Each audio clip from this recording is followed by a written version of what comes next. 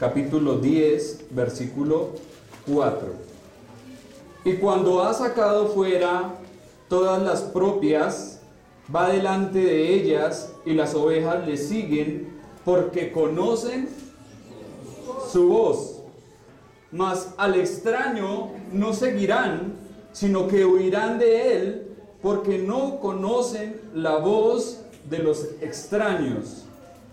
Esta alegoría les dijo Jesús, pero ellos no entendieron qué era lo que les decía. Volvió pues Jesús a decirles: de cierto os digo, yo soy la puerta de las ovejas. Amén. Aquí continúa la descripción del verdadero y fiel pastor de las ovejas, tal como lo veníamos observando y analizando el domingo anterior. Dice que después de que el pastor ha sacado a su rebaño, va delante de él. Y hablábamos de la diferencia entre los pastores orientales y los pastores occidentales, ¿recuerdan? Decíamos que, ¿qué hace el pastor occidental?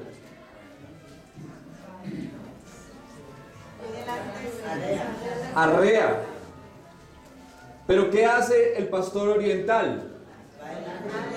Va adelante y las ovejas le siguen. No obliga a sus ovejas a ir donde él mismo no va. Así sus animales le siguen con plena confianza, y al conocer su voz irán a donde sea que las llame. El pastor tenía que parar o que pasar para primero él llevar a sus ovejas. Él debía ir por sitios seguros, conocer el camino. Él iba primero, iba adelante.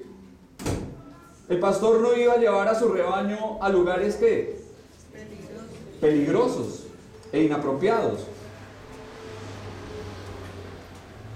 Un viajero cuenta que vio a un pastor que llegó al vado de un torrente guiando su rebaño.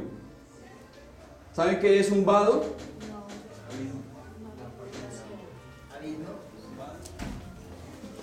¿Alguien sabe qué es un vado? Trae en el Génesis se habla del vado de Jacob.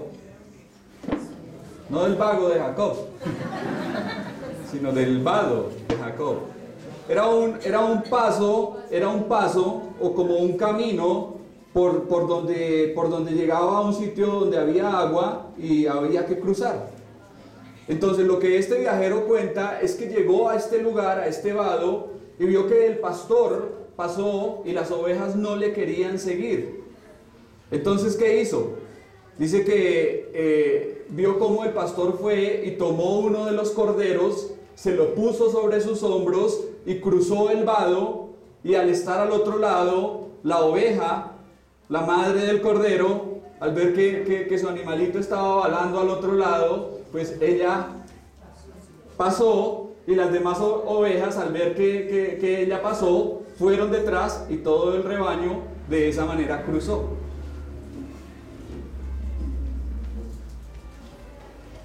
Cristo, nuestro gran pastor, no nos pide que vayamos a ningún lugar donde Él primero no haya ido antes. Él va delante de nosotros como nuestro Salvador, nuestro guía y nuestro ejemplo. Es nuestro pionero que va delante de nosotros mostrándonos el camino. Esta semana vi una frase que me pareció interesante y dice: cuando no sepas a dónde ir, ven a Cristo. Él sabe a dónde llevarte.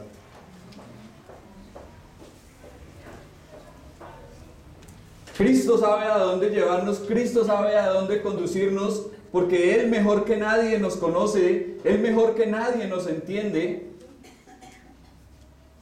Y por eso todas sus ovejas le siguen, porque están familiarizadas con su voz y han sido alimentadas y protegidas por Él.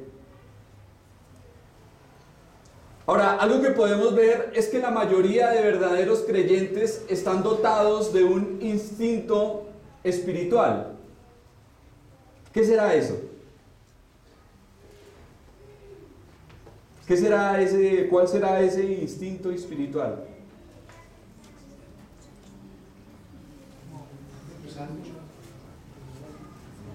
Aquí lo acabamos de observar en el versículo 4, que dice que le siguen porque conocen su voz. Y mire lo que dice el versículo 5, mas al extraño no seguirán. Entonces, una oveja de Cristo se caracteriza ¿por qué? Por conocer la voz de su pastor, por conocer la voz del Señor, la voz de Cristo. Por lo general los capacita para distinguir entre la enseñanza verdadera y la falsa. Cuando oyen una enseñanza defectuosa, hay algo en ellos que les dice, eso es erróneo. No sé si a usted le ha pasado, pero uno escucha a alguna persona, alguno de tantos predicadores que hay hoy en día, y uno ve que, o oye que dice tal cosa y dice, no, hay algo ahí que definitivamente no cuadra. Y también cuando oye la verdad como es en Jesús, hay algo en sus corazones que les dice, eso es correcto. Tal vez el hombre despreocupado del mundo no vea la diferencia entre el ministro y el que predica la verdad y aquel que predica el error. Para la gente de afuera todos son iguales, todos son predicadores, todos son pastores, todos son ministros.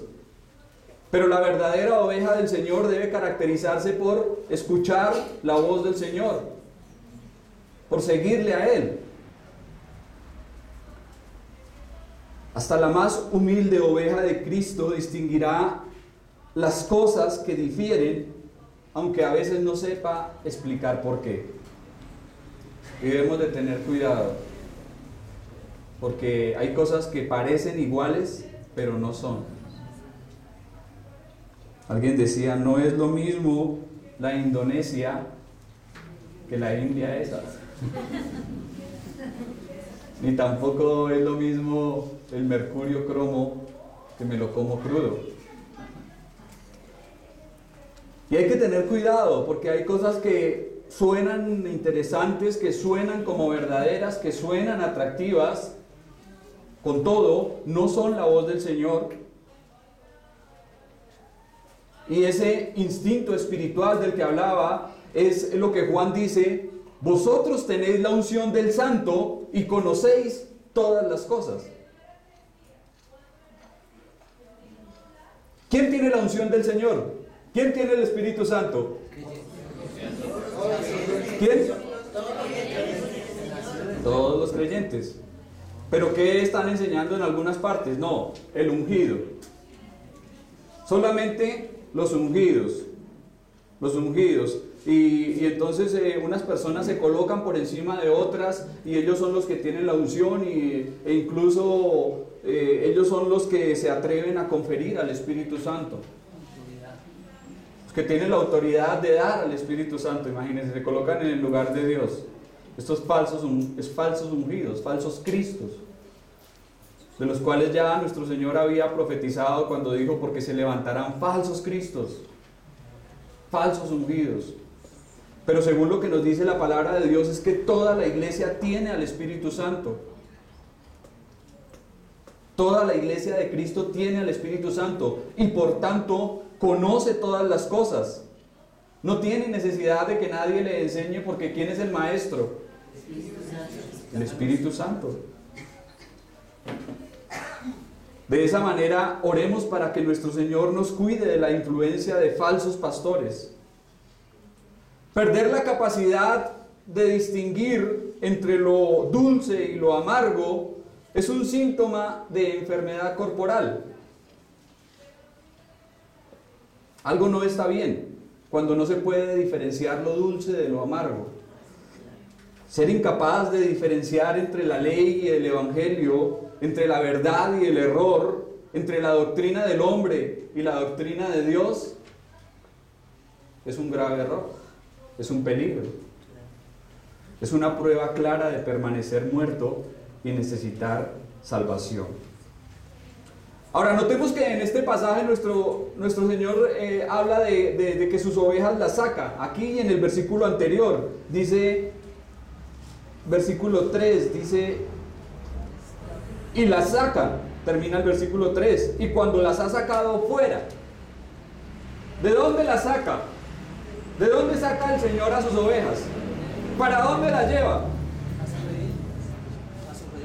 La saca de redil y la lleva con los pastos. ¿Y de dónde la saca? O sea, ya interpretando esas figuras. Del mundo, de la religiosidad, del paganismo. La saca para ser santas, para ser consagradas, para ser apartadas para Él, para ser diferentes.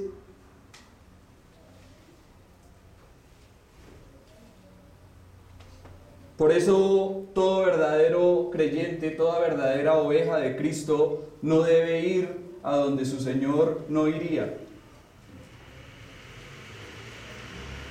No debe meterse a lugares a donde su Señor no se metería.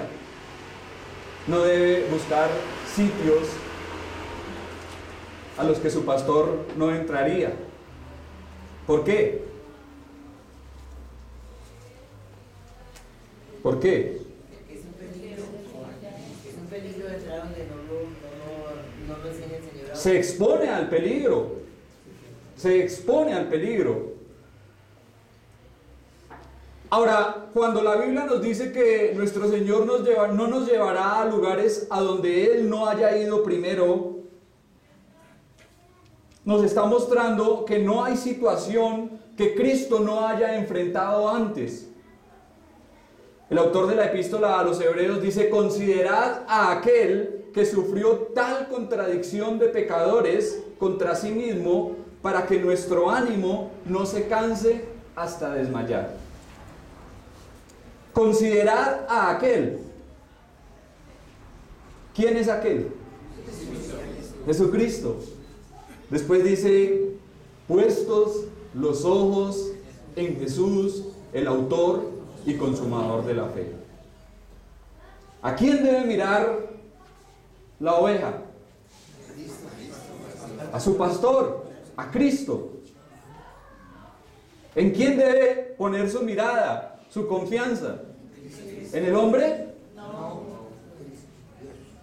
Considerad a aquel. Miremos a nuestro pastor y solo a él, siendo blasfemado, siendo herido, siendo maltratado y llevado a la cruz, muriendo en nuestro lugar. Pongamos nuestra confianza en nuestro mediador y representante, porque además dice también el autor a los Hebreos: porque no tenemos un sumo sacerdote que no pueda compadecerse de nuestras debilidades, sino uno que fue tentado en todo según nuestra semejanza, pero sin pecado. Si hay alguien que entiende nuestras luchas, si hay alguien que entiende lo que nos pasa perfectamente, es Cristo nuestro Señor, porque Él lo sufrió todo. Él padeció en todo. Si hubo alguien que sufrió hasta lo sumo, fue nuestro Señor. Entonces, cuando pasemos por dificultades, cuando pasemos por luchas, por tribulaciones, no pensemos que nadie nos entiende o que las nuestras son las peores. Consideremos a aquel, puestos los ojos en Cristo Jesús.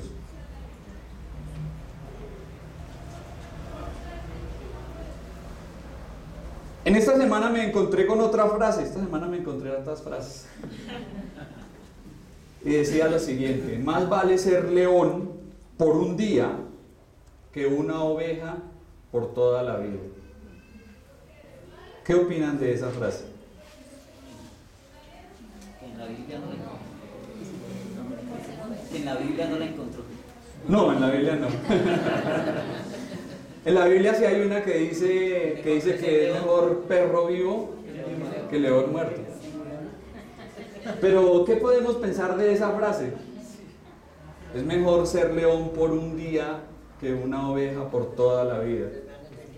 Yo pienso que el león tiene los ojos puestos como en todo su alrededor para no caer en peligro.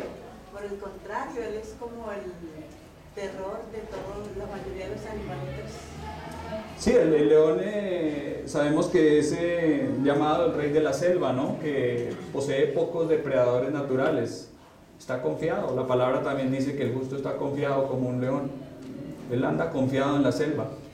Pero, ¿será cierto esto de que es mejor ser león que oveja? No, el león representa un momento de locura que puede hacer perder a alguien. Para mí. Hermano Nelson. Exactamente, es que la Biblia dice que somos ovejas. ¿Sí? ¿Cómo vamos a buscar ser leones cuando la Biblia nos dice que somos ovejas? ¿Sí? Gracias, hermano. Versículo 5. Mas al extraño no seguirán, sino huirán de él, porque no conocen la voz de los extraños.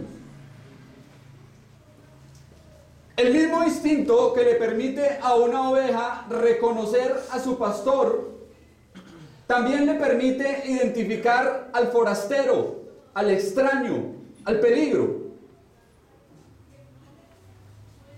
Entonces, ¿qué hacía la oveja cuando escuchaba la voz de un extraño? Huía. Se iba rápido de ahí. No se quedaba en ese sitio. Se apartaba. Un observador presenció lo siguiente. El pastor daba un chillido de vez en cuando para recordarles su presencia. Conocían su voz y le seguían. Pero si era un extraño el que chillaba, se paraban en seco, levantaban la cabeza en señal de alarma, y si se repetía la llamada, salían huyendo porque no reconocían su voz.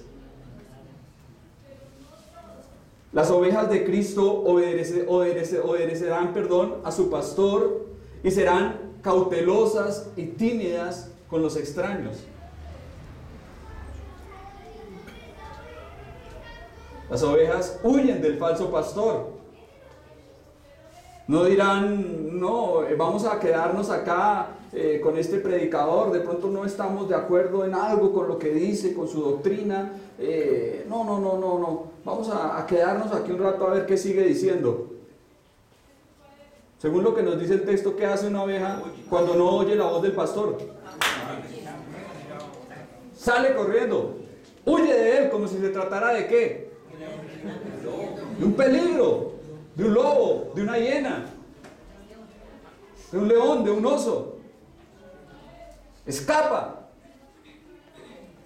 Huirán de él como si se tratara de la peste. El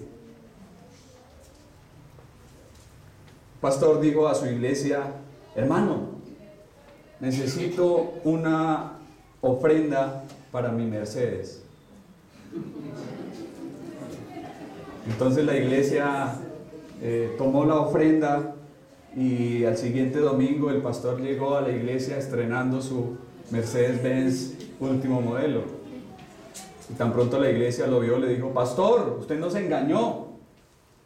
¿Cómo así que usted nos dijo que una ofrenda para su Mercedes?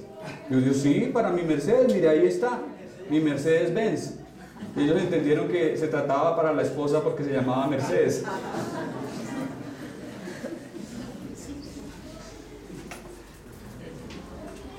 ¿A qué persona le gustaría confiar sus asuntos en un abogado ignorante o en un médico aprendiz?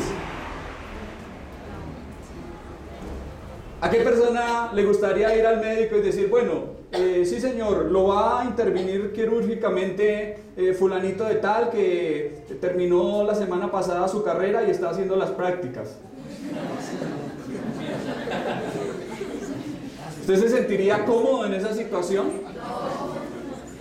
O ir donde el abogado y decir, bueno, en su caso lo va a tratar este señor que está recién egresado de la universidad y va a ser su primer cliente.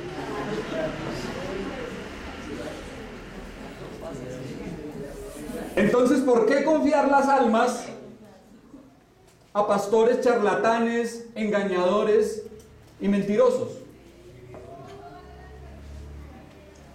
Lamentablemente hay tanta gente en esta condición que aún llaman a pastor a aquel hombre que saben que está siendo investigado por las autoridades y lo consideran, mejor dicho, como lo máximo, y defienden a capa y espada todo lo que él dice, y si nuestro pastor lo dice, amén. Y es verdad que las ovejas son tontas, pero tampoco.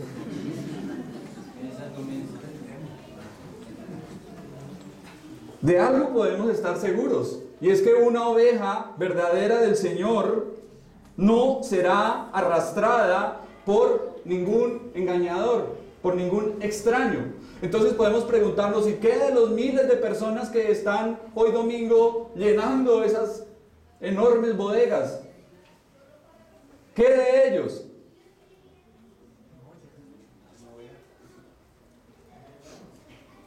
¿Qué de esas multitudes que están siguiendo a los falsos predicadores, a los falsos pastores, a los falsos maestros?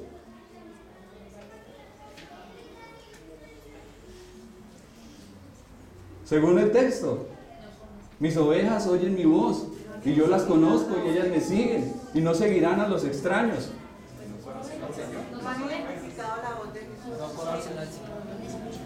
William Plumer dijo, la iglesia se ha contaminado grandemente cuando se niega a repudiar a un maestro descarado de la falsa doctrina. Los tiempos en que Pablo le decía a Timoteo que no sufrirían la sana doctrina han llegado. Y Pablo le dice a Timoteo que se amontonarían maestros. O sea, serían montones y montones de maestros, como lo vemos actualmente. ¿Y qué hablarán estos falsos maestros? ¿Qué enseñarán? Dice que teniendo comezón de oír, se amontonarán maestros conforme a sus propias concupiscencias. Esto es, conforme a sus propios deseos. Apartarán de la verdad el oído y se volverán a las fábulas. Montones y montones de maestros por todas partes enseñando un falso evangelio motivado por sus propios deseos. Es lo que vemos por todas partes. Entonces, semejantes a ellos, perdidos y extraviados, están todos los que le siguen. Usted me dirá, uy hermano, pero es la conclusión lógica a la que nos lleva el texto.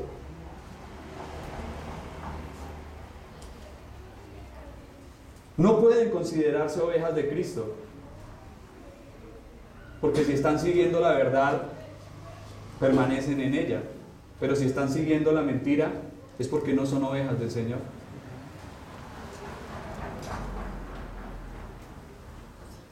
Como el pastor que iba a empezar su enseñanza y dice, hermanos, hoy vamos a hablar de la mentira y los mentirosos. ¿Cuántos recuerdan lo que dice el capítulo 28 del Evangelio de Lucas? Y por allá, hartos levantaron la mano, amén. Y les dijo, a eso es lo que me refiero, a la mentira y a los mentirosos, porque el Evangelio de Lucas solamente tiene 24 capítulos.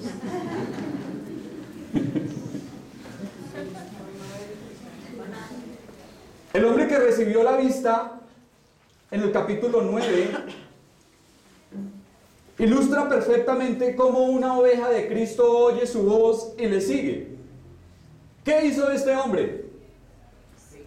¿Qué hizo este hombre cuando le dijo, ¿quién es Señor? ¿Recuerdan? ¿Quién es Señor? Dímelo. El Señor le dice, el que habla contigo. Y dice que el hombre le adoró. ¿Por qué? Porque reconoció su voz. Porque permitió que el pastor le sacara de la religión tradicional, del judaísmo, y a pesar de que fue excomulgado, como ya lo dijimos, a pesar de que fue apartado de la religión, sin embargo, el Señor le recibió. Encontró a Cristo, dejó la religión, pero encontró al Señor. Por eso las ovejas del Señor no escucharán las voces de los extraños. Versículo 6. Esta alegoría les dijo Jesús, pero ellos no entendieron qué era lo que les decía. ¿Qué es una alegoría? ¿Alguien lo recuerda? Una sucesión de metáforas. Amén, hermano Nelson. Sí, para ilustrar una verdad espiritual por medio de cosas cotidianas, ¿no? Cuando el Señor dice, yo soy la puerta, es una alegoría, porque obviamente Él literalmente no está ahí. ¿Sí? Cuando Él dice, yo soy el buen pastor, cuando dice, yo soy la luz del mundo, yo soy el pan, yo soy el camino, yo soy la vid.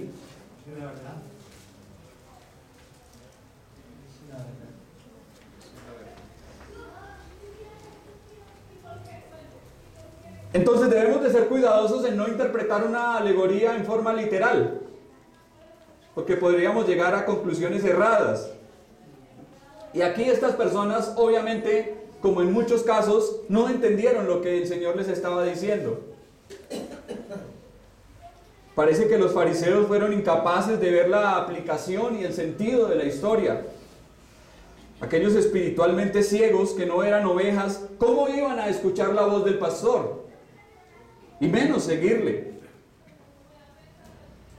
No hay nada que ciegue tanto a los hombres como el orgullo.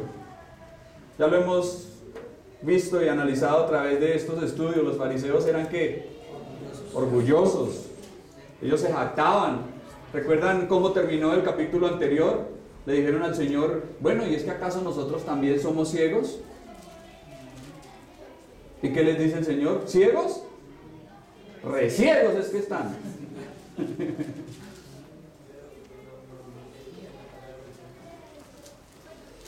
El engreimiento por sus conocimientos les vendaba los ojos y les impedía ver que ellos, que pretendían ser dirigentes y maestros de los rebaños judíos, no eran pastores, sino ladrones y salteadores, que hicieron más mal que bien. No veían que el principal impedimento para el desempeño de sus funciones era el desconocimiento de Cristo y su falta de fe en Él.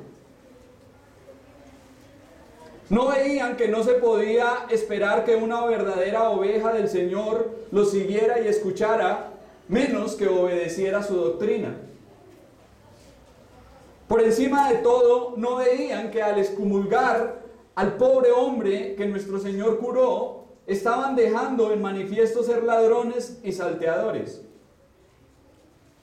Por otra parte, estaban perjudicando a alguien a quien debían ayudar. Todo eso no lo veían, todo eso no lo entendían. Ahora, como maestros y predicadores, no debe sorprendernos que no se nos entienda, o que se nos entienda muy poco. Decía una vez un predicador, estaba ya parado en el púlpito y decía, hermano, es que el verbo en griego, en el aoristo, dice esto. Y el pobre viejecito que estaba ya sentado, no sabía qué era un verbo, no sabía qué era griego, y mucho menos aoristo. ¿Sí? Y así pasa, o sea, muchas veces uno da por sentado de que las personas que están escuchando le están entendiendo, pero no es así. Ahora, si no entendieron a aquel que hablaba como nunca nadie más alguien había hablado, si no entendieron al mismo Señor de la Gloria, mucho menos a nosotros. Pero bueno, con algo que podamos digerir, con algo que podamos entender, con algo que la palabra de Dios pueda llegar a nuestro corazón, entenderemos que ya todo lo que se hace no es en vano. Versículo 7. Volvió pues Jesús a decirles: de cierto os digo, yo soy la puerta de las ovejas. Entonces estos hombres no entendieron. Sin embargo, aquí aparece la condescendencia y la paciencia de nuestro Señor. Al ver la incapacidad de sus oyentes de entenderle, nuestro Señor vuelve otra vez.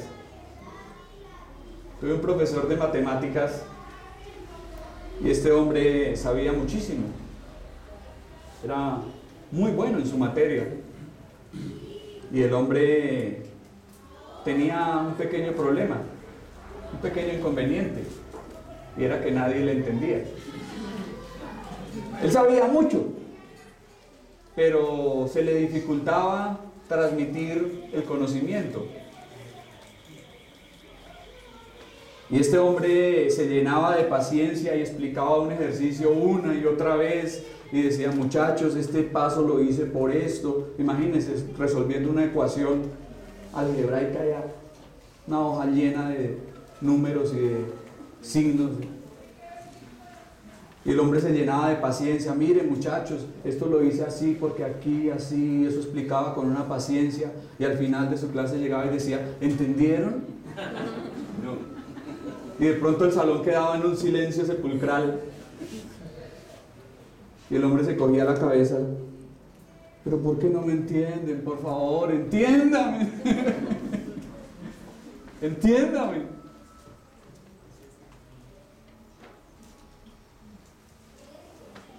Y así está nuestro Señor Jesucristo, tratando de que estos hombres de alguna manera entiendan.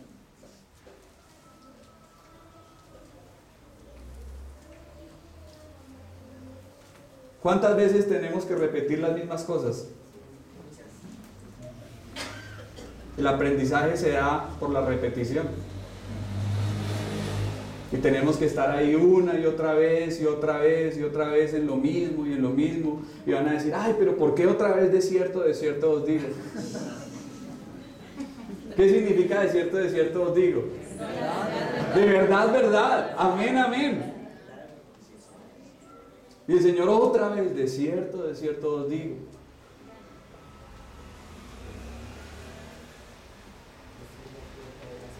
Nuevamente aparece esa expresión solemne. Y dice nuestro Señor: yo soy la puerta de las ovejas. Es decir, la vía de entrada al redil. Como ya lo vimos, cuando el tiempo no permitía que el pastor pudiese pasar la noche con su rebaño en un redil cerrado, un redil bien construido, dijimos que habían rediles improvisados, generalmente cercados con arbustos espinosos, eran de rápida construcción. Y cuando llegaba la noche, lo que hacía el pastor era que él se colocaba como la puerta del redil. Él se colocaba en la puerta. Literalmente, las ovejas, si querían salir o entrar, tenían que pasar por él. Y eso es lo que el Señor nos está diciendo acá: yo soy la puerta.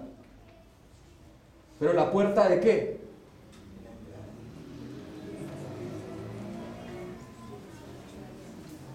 La puerta viva. Estamos frente a una de las 7 grandes declaraciones de nuestro Señor Jesucristo como el yo soy en este Evangelio. Y tenemos una explicación y una exposición clara de que nuestro Señor es la puerta y a través de Él todos deben pasar por medio de la fe.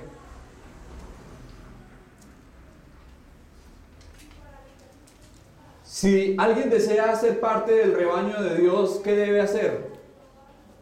¿Por dónde debe entrar? Por la puerta. ¿Y esto es a través de quién? De Cristo. Seguramente esta declaración sorprendió a los fariseos. De que nos está diciendo ahora.